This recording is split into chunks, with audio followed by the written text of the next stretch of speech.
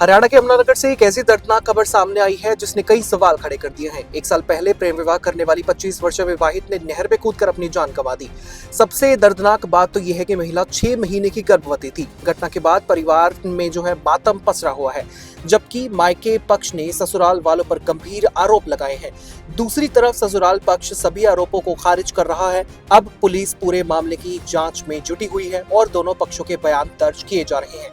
यमुनानगर के रतनपुरा गांव की रहने वाली शिवानी की मौत ने पूरे इलाके को झकझोर कर रख दिया है। शुरुआती जानकारी के अनुसार शिवानी ने गुरुवार को घर से निकलने के बाद नहर में छलांग लगा दी। काफी देर तक जब वो घर वापस नहीं लौटी तो उसकी तलाश शुरू कर दी गई। परिवार और स्थानीय लोगों ने आसपास खोजबीन की, लेकिन उसका कोई भी सुराग नहीं मिला। बाद में नहर के किनारे कुछ ऐसे संकेत मिले जिससे अनहोनी की आशंका जताई गई।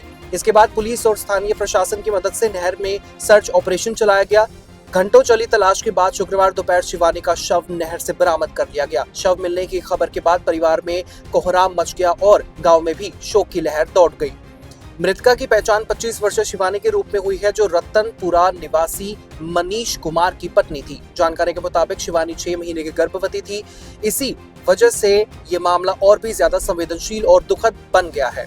एक तरफ एक युवा महिला की जिंदगी खत्म हो गई, वहीं उसके गर्भ में पल रहा मासूम भी इस दुनिया में आने से पहले ही जिंदगी की जंग हार गया। घटना के बाद सामने आई एक और बात ने पूरे मामले को और भी ज्यादा चर्चा में ला दिया है। बताया जा रहा है कि शिवानी ने अपनी मौत से पहले सोशल मीडिया पर एक भावुक स्टेटस पोस्ट किया था। इंस्टाग्राम पर डाले गए इस संदेश में उसने अपने दिल का दर्द बयां किया था।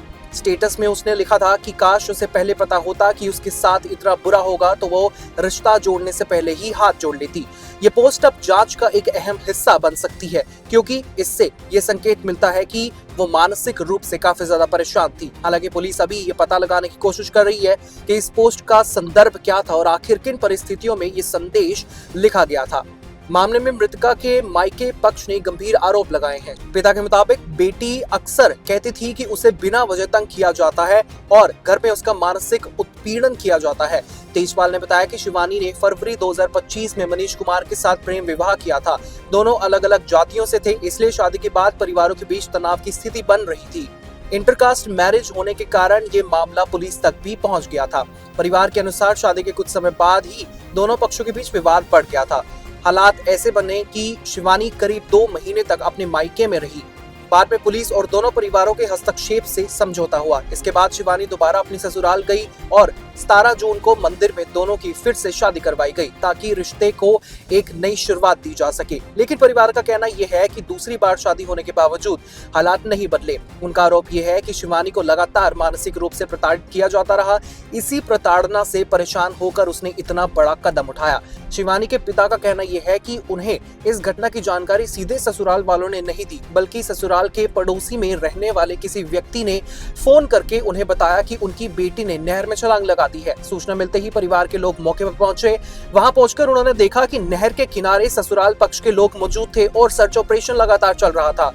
पूरी रात नहर में तलाश जारी रही और अगले दिन दोपहर को शिवानी का शव बरामद किया गया।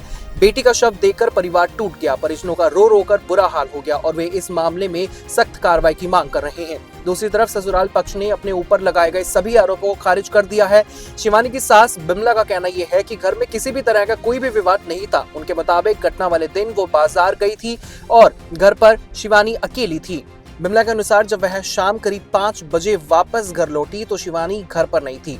पहले उन्हें लगा कि वो आसपास कहीं गई होगी, लेकिन काफी देर तक वापस नहीं लौटी तो उनकी चिंता बढ़ गई। इसके बाद उन्होंने आसपास के लोगों से पूछताछ शुरू कर दी। सास का दावा यह है कि पूछताछ के दौरान उन्हें पता चला कि शिवानी को घर से अकेले निकलते हुए देखा गया था। इसके बाद परिवार के लोग उनकी तलाश में जुट गए। इसी दौरान नहर के किनारे सूचना मिली कि किसी युवती ने छलांग लगाई है। शक होने पर उन्होंने पुलिस को जानकारी दी और सर्च ऑपरेशन शुरू कराया। ससुराल पक्ष का कहना यह है कि उन्हें नहीं पता कि शिवानी ने ऐसा कदम क्यों उठाया। उनका दावा यह है कि परिवार में किसी प्रकार का झगड़ा या फिर विवाद नहीं था और वे भी इस घटना से सदमे में हैं।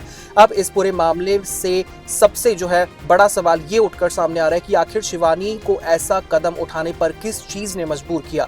क्या वो वास्तव में घरेलू प्रताड़ना का शिकार थी, जैसा कि मायके पक्ष आरोप लगा रहा है, या फिर इसके पीछे कोई और वजह थी? सोशल मीडिया पर डाला गया भावुक संदेश क्या उसकी मानसिक स्थिति का संकेत था? इन सभी सवालों के जवाब जांच जो है पूरी होने के बाद ही सामने आ पाएंगे। फिलहाल पुलिस ने शव को कब्जे में लेकर पोस्टमार्टम के लिए भेज दिया है। साथ ही मायके और ससुराल दोनों पक्षों के बयान दर्ज कर दिए गए हैं। Police social media post, call details और अन्य परिस्थितिजन्य सबूतों की भी जांच कर रही है ताकि घटना की वास्तविक वजह का पता लगाया जा सके।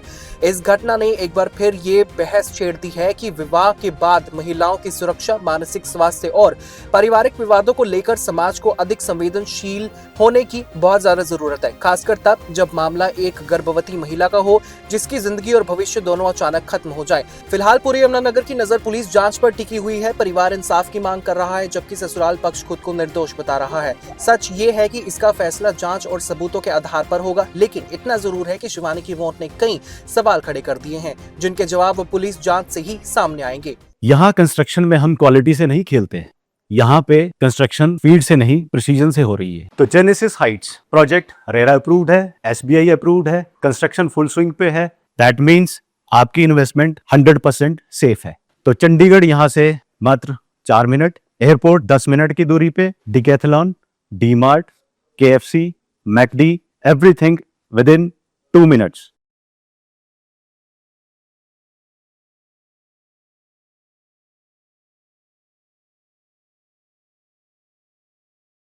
इसी तरह से देश और दुनिया की तमाम हर छोटी और बड़ी खबरें जानने के लिए आप बने रहिए day to day news Bharat के साथ।